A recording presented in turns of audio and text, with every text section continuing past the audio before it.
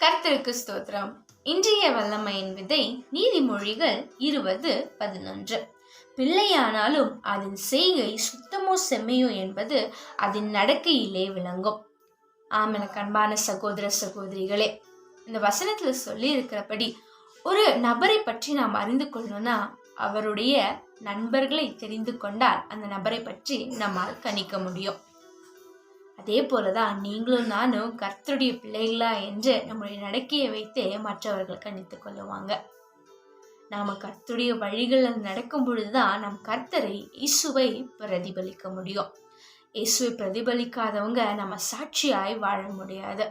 இந்த பூமியில வாழும்போது கர்த்தருக்கென்று நாம் சாட்சியாய் வாழும்போது தான் மற்றவர்கள் இயேசுவை ஏற்றுக்கொள்ளக்கூடிய ஒரு வாய்ப்பை நாம் ஏற்படுத்த முடியும்.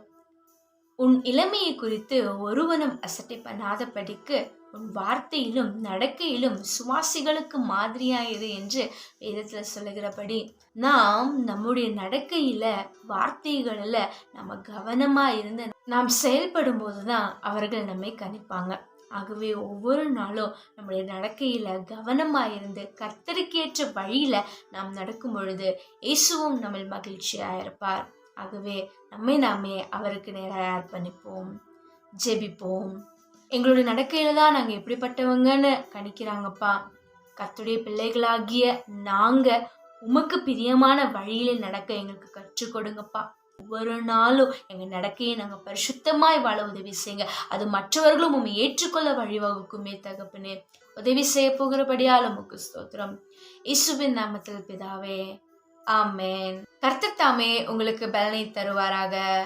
வல்லமையில் வளரு, வல்லமையாயிரு. God bless you.